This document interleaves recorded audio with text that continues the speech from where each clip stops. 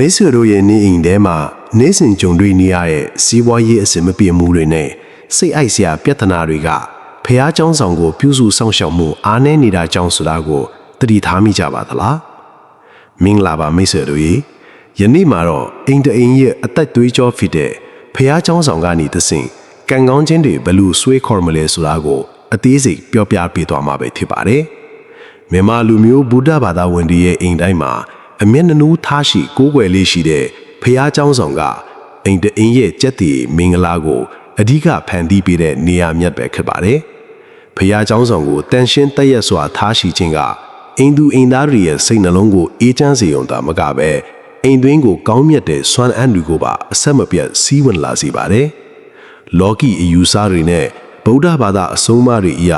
ဖះစဉ်ညစ်ပတ်နေခြင်းသို့မဟုတ်ပင်ကူအိမ်တွေအမိုက်တရိုက်တွေရှိနေခြင်းကမိသားစုရဲ့စီးပွားရေးကိုတိုက်ရိုက်ထိခိုက်ဆုပ်ယုပ်စေတတ်ပါတယ်မိမိတို့နေအိမ်မှာရှိတဲ့ဖះเจ้าဆောင်ကမှောင်မိုက်ပြီးစိုးထိုင်းနေမယ်ဆိုရင်အဲ့ဒီအိမ်ကမိသားစုဝင်တွေရဲ့ကန်စားတာကလည်းမိမ့်မိန်ပြီးလုံးသမျှအစင်မပြေဖြစ်နေတတ်ပါလ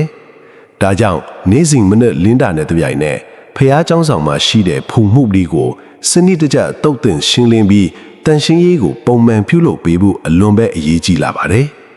်တန်ရှင်းစင်ကြယ်နေတဲ့ဖះเจ้าဆောင်ကနေထွက်ပေါ်လာတဲ့အလင်းရောင်နဲ့မြစ်ထာဓာတ်တွေကအိမ်တွင်းမှာရှိနေတဲ့မကောင်းတဲ့အဆိုးညစ်စွမ်းအံ့တွေကိုဖယ်ရှားပေးနိုင်စွမ်းရှိပါတယ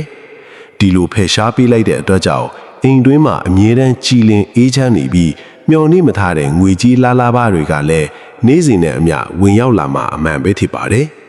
်ဖះစဉ်မှာစီမီပူဇော်တဲ့အခါမှာလည်းမီးရောင်ကလင်းလင်းထိန်ထိန်နဲ့တောက်ပနေဖို့လိုအပ်ပြီးမီးစာခဏခဏတည်တတ်တဲ့စီမီကွက်တွေကိုအသုံးပြုခြင်းကနေလုံးဝရှောင်ကျဉ်ရပါမယ်တောက်ပတဲ့စီမီရောင်ကဘဝရဲ့အမှောင်ထုတွေကိုခွင်းပေးပြီးမိမိတို့သွားလို့တဲ့စီးပွားရေးလမ်းကြောင်းတွေကိုထိန်လင်းတောက်ပစွာနဲ့ညွှန်းပြပေးနိုင်စွမ်းရှိလိုပဲဖြစ်ပါတယ်နောက်ထပ်အရေးကြီးတဲ့အချက်ကတော့ဖះစဉ်ပါကတ်လူထားတဲ့ရေတော်ကိုနေ့စဉ်မပြစ်မကွက်လဲလှယ်ပေးပြီးကြည်လင်တန်ရှင်းတဲ့တောက်တော်ရေကိုဒါစက္ကပ်ပူဇော်ရပါမယ်ကြည်လင်အေးမြတဲ့တောက်တော်ရေက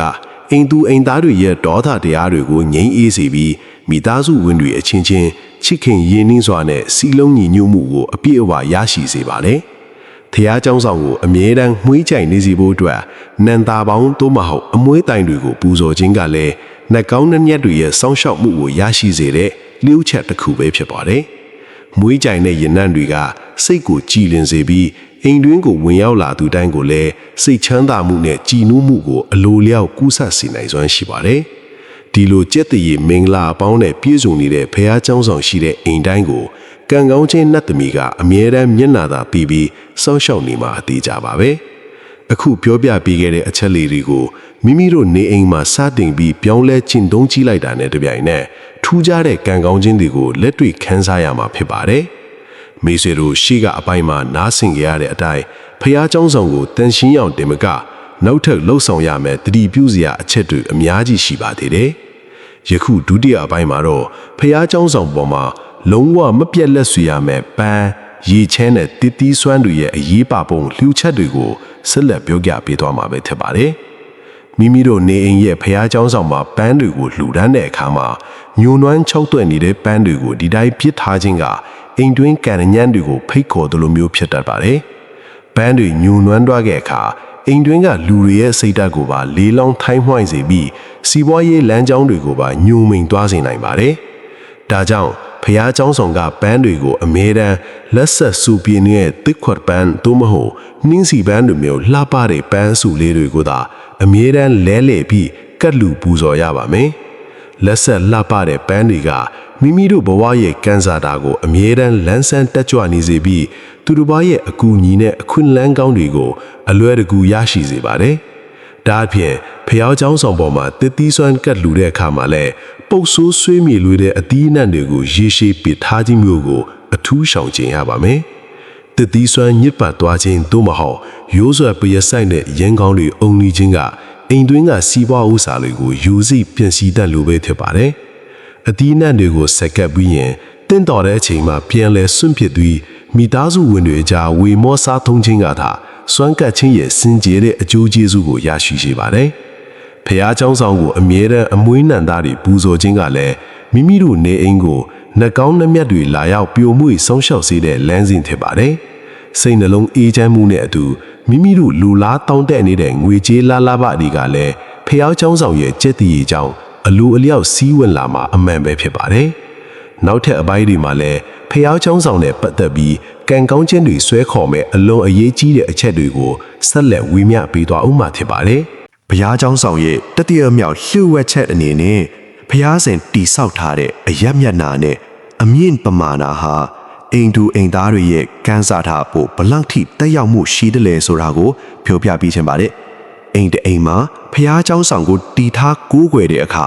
အရှိအယက်သို့မဟုတ်မြောက်အယက်နဲ့အရှိမြောက်အယက်တွေကိုအဓိကထားပြီးရွေးချယ်တီထားခြင်းကအကောင်းဆုံးဖြစ်ပါတယ်။အဲဒီအယက်မျက်နှာတွေကနေတန်ရှင်းအေးမြတဲ့စွမ်းအားကောင်းတဲ့အမြဲတမ်းစီးဝင်လာတတ်တာမို့မိသားစုဝင်တွေရဲ့စိတ်နှလုံးကိုအေးချမ်းစေပြီးစီးပွားရေးတွေကိုလည်းပူးမို့တိုးတက်ပွင့်လန်းစေပါတယ်။ဒါပြင်ဖះเจ้าဆောင်ရဲ့အမြင့်ဟာလေမိသားစုဝင်တွေထဲကအမြင့်ဆုံးလူရဲ့မျက်လုံးအောက်နှိမ့်မနေစေပဲအမြဲတမ်းဦးကောင်းအထက်မြင်မာတဲ့နေရာမှာရှိနေဖို့အထူးတတိပြုရပါမယ်။ဖះရှင်ကလူတွေရဲ့အရက်အမောင်းအောက်နှိမ့်ကျနေမယ်ဆိုရင်အိမ်တွင်းမှာအကြီးအကဲတွေရဲ့စကားကိုအငယ်တွေကမလေးစားတာမျိုးနဲ့မိသားစုအတွက်အာဏာလူရတဲ့ပြဿနာတွေကြုံရတတ်ပါတယ်။ဖះเจ้าဆောင်ကိုမြင်မြတ်တန့်ရှင်းတဲ့အရက်မှာတီထားခြင်းက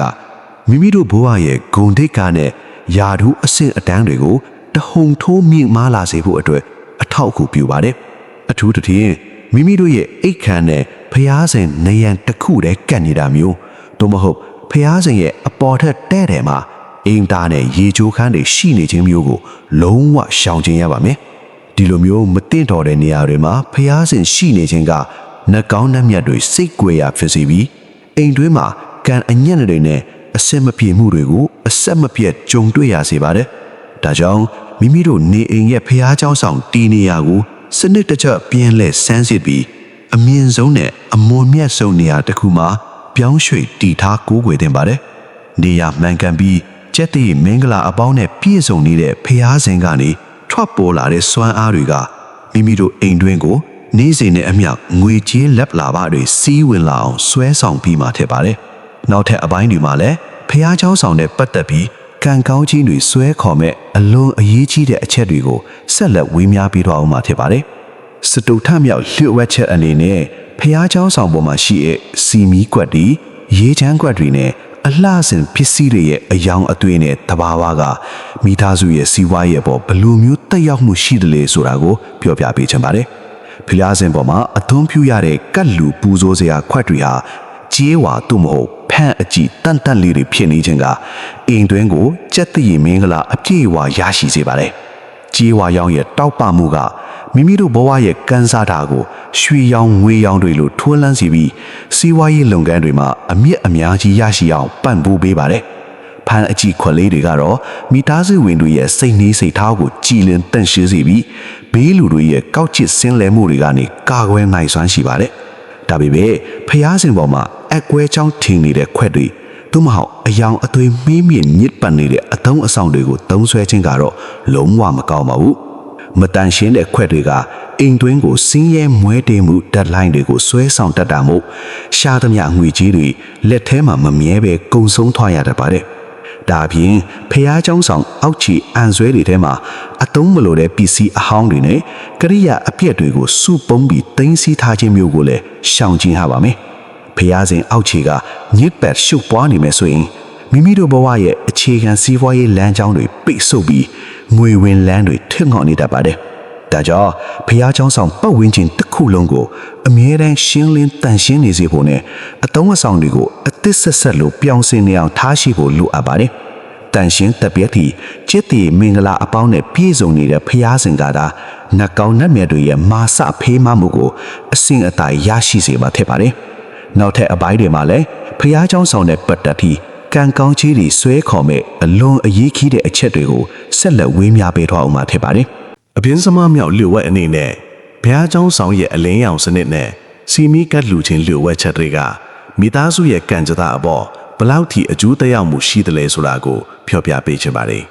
။ဘုရားရှင်ကိုအမြဲတမ်းမှောင်မိုက်နေအောင်မထားပဲဝ ဝါဝင်းနဲ့အလင်းရောင်တော့မဟုတ်နွေးထွေးတဲ့မီးရောင်လေးတွေနဲ့အမြဲတမ်းထိန်လင်းနေအောင်ပြင်ဆင်ထားရပါမယ်။အလင်းရောင်ဆိုတာအသိဉာဏ်နဲ့လမ်းပွင့်ခြင်းကိုကိုးစားပြုတာမို့ဖះเจ้าဆောင်ထိန်လင်းနေခြင်းကမိသားစုဝင်တွေရဲ့ဘဝလမ်းကြောင်းကိုတောက်ပစေပါတယ်။အထူးသဖြင့်ညဘက်တဲ့ချိန်တွေမှာဖះစင်ကိုလုံးဝမှောင်မိုက်မနေစေပဲမီးအလင်းရောင်တီးတီးလေးတစ်ခုကိုအမြဲတမ်းဖွင့်လှစ်ပူဇော်ထားရှိဖို့လိုအပ်ပါတယ်။ဖះเจ้าဆောင်မှာအလင်းရောင်အမြဲရှိနေခြင်းကအိမ်တွင်းကိုမကောင်းတဲ့အမှောင်ဓာတ်တွေနဲ့အဆိုးဆွမ်းအံတွေဝင်မလာအောင်အထီးရောက်ဆုံးကန့်ကွယ်ပေးနိုင်ပါတယ်။ဒါအပြင်နေ့စဉ်စီမီးကတ်လှူတဲ့အခါမှာလည်းမီးတောင်မီလျံကတည်ငြိမ်ပြီးအလင်းရောင်ကောင်းကောင်းထွက်တဲ့စီမီးခွက်တွေကိုသာရွေးချယ်ရပါမယ်။မီးစာခဏခဏတည်တတ်တဲ့စီမီးခွက်တွေသို့မဟုတ်အရေးအသွေးမကောင်းတဲ့ဖျောင်းနိုင်တွေကိုအသုံးပြုခြင်းကနေလုံးဝရှောင်ကျဉ်မှုလိုအပ်ပါတယ်။စီမီးရောင်ကလင်းလင်းထိန်ထိန်နဲ့တောက်ပနေခြင်းကမိမိတို့လုပ်ကိုင်နေတဲ့စီးပွားရေးလုပ်ငန်းတွေမှာလမ်းစားပွင့်စေပြီးအခွင့်အလမ်းကောင်းတွေကိုရရှိစေပါတယ်။လုပ်ငန်းခွင်အတွင်းမှာအစင်မပြေနေတဲ့ဖြစ်စေသို့မဟုတ်ငွေကြီးကျပ်တဲ့နေတဲ့ဖြစ်စေဖျားစင်ကိုအလင်းရောင်ဖြည့်တင်းပေးခြင်းကအလွန်ဆွမ်းထပ်ပါတယ်။တန်ရှင်းတရားဖြည့်အလင်းရောင်တွေနဲ့ထိန်လင်းနေတဲ့ဖျားเจ้าဆောင်ကသာနှက်ကောင်းနှက်မြတ်တွေမဆာဖြေမမှုကိုရရှိစေပြီးလက်လာပါအပေါင်းကိုဆွဲဆောင်ပေးနိုင်တာဖြစ်ပါတယ်။နောက်ကအပိုင်းတွေမှာလည်းဖះเจ้าဆောင်နဲ့ပတ်သက်ပြီးကံကောင်းခြင်းတွေဆွဲခေါ်မဲ့အလွန်အရေးကြီးတဲ့အချက်တွေကိုဆက်လက်ဝေမျှပေးသွားအောင်မှာဖြစ်ပါတယ်။စက်တမမြောက်လျှို့ဝှက်ချောင်းနဲ့ဖះเจ้าဆောင်ရှင်းမောက်မှာနေ့စဉ်မပြတ်ရွတ်ဖက်ပူဇော်တဲ့မေတ္တာတုတ်တော်နဲ့ဂါထာတော်များရဲ့စွမ်းပကအကြောင်းကိုပြောပြပေးခြင်းပါတယ်။မိမိတို့နေအိမ်ရဲ့ဖះစဉ်ရှိမှာနေ့စဉ်မနေ့ခင်းနဲ့ညချမ်းအချိန်တိုင်းမှာဖះကန့်တို့ပြီးမေတ္တာပို့အမြဝေခြင်းကိုပုံမှန်ပြုလုပ်ပေးကိုအလွန်ပဲအခြေကြီးလာပါတယ်။နှုတ်ကနေရွတ်ဆိုလိုက်တဲ့တရားတော်များရဲ့အတန်လှိုင်းနဲ့စင်ကြယ်လာတဲ့စိတ်စေတနာမေတ္တာဓာတ်တွေကအိမ်တွင်းပတ်ဝန်းကျင်တစ်ခုလုံးကိုအေးချမ်းသာယာသွားစေပါတယ်။တရားတော်များရွတ်ဖတ်ပူဇော်ခြင်းကအိမ်တွင်းမှာရှိနေတတ်တဲ့ပူပန်သောကတွေနဲ့ဒေါသတရားတွေနဲ့မကောင်းတဲ့အဆိုးတတ်လိုင်းတွေကိုအလိုအလျောက်လွင့်စင်သွားစေပါတယ်။အထူးသဖြင့်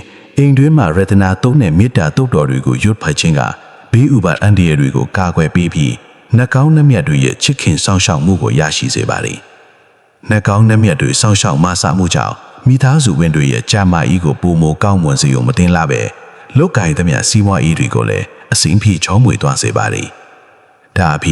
်လုပ်ငန်းခွင်အတွင်းမှာကြုံတွေ့နေရတဲ့အတိုက်ခံပြဿနာတွေနဲ့ငွေကြီးကျပ်တဲမှုအခက်အခဲတွေကိုလည်းအလွယ်အကူကျော်လွှားနိုင်စွမ်းရှိသွားစေပါတယ်။ဖះเจ้าဆောင်ရှိမှာတည်ငြိမ်အေးချမ်းစွာနဲ့တရားဘာဝနာပွားများခြင်းကမိမိတို့ဘဝရဲ့ကံကြတာကိုအမြင့်မားဆုံးအခြေအနေအထိတဟုန်ထိုးမြင့်တက်လာစေပါသည်။ဒါကြောင့်နေ့စဉ်ဘလောက်ပဲအလို့ရှုပ်နေပါစေဖះစင်ရှိမှာအချိန်အနည်းငယ်ပေးနေတရားတော်များရွတ်ဖတ်ပူဇော်ခြင်းအလေအထားကိုမပြတ်မကွက်ပြုလုပ်သင့်ပါသည်။တန်ရှင်းတရားပြီးတရားဓမ္မအတန်းတွေနဲ့အမြဲတမ်းပဲ့တင်ထားနေတဲ့ဖះเจ้าဆောင်ကတာမိသားစုကိုနေ့စဉ်ကံကောင်းခြင်းတွေနဲ့ငွေကြေးလှလာပါတွေကိုယူဆောင်ပေးမှဖြစ်ပါသည်။နောက်ထပ်အပိုင်းတွေမှာလည်းဖះเจ้าဆောင်နဲ့ပတ်သက်ပြီးကံကောင်းခြင်းတွေဆွဲခေါ်မဲ့အလွန်အရေးကြီးတဲ့အချက်တွေကိုဆက်လက်ဝေမျှပေးသွားအောင်မှဖြစ်ပါသည်။မိတ်ဆွေတို့ရှိကအပိုင်းတွေမှာနားဆင်ခဲ့ရတဲ့ဖះเจ้าဆောင်ပြုစုဆောင်ရှောက်နည်းလျှို့ဝှက်ချက်တွေဟ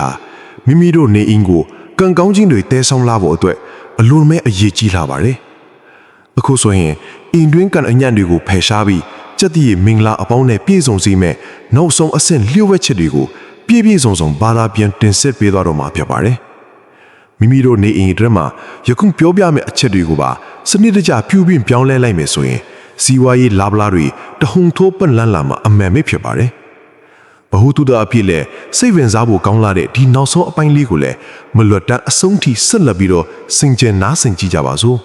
။ခွန်မြတ်သမြောက်လျှို့ဝှက်ချက်အညံနဲ့နေအိမ်ရဲ့ဖះเจ้าဆောင်ကိုအမြဲတမ်းတန့်စင်အေးချမ်းအောင်ထားရှိပြီးညီကုန်းချုပ်ကံကောင်းခြင်းစွမ်းအံတွေကိုထိန်းသိမ်းခြင်းပဲဖြစ်ပါတယ်။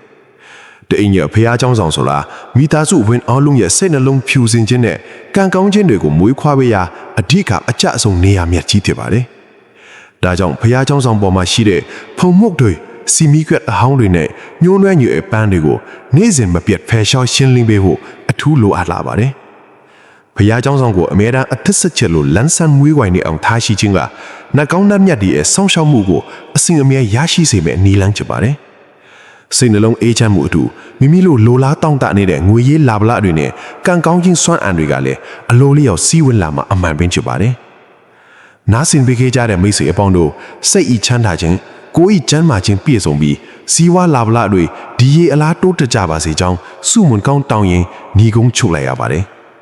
နောက်ထပ်လည်းဘဝအတွက်အသုံးဝင်မဲ့တရားဓမ္မတွေနဲ့စိတ်ဝင်စားဖွယ်ရာအင်တွင်းဗဟုတုတတွေကိုအမြဲတမ်းဝေမျှပေးတော့မှာမို့အခုမဲ့ channel လေးကို subscribe လုပ်ထားဖို့မမေ့ပါဘူးနော်။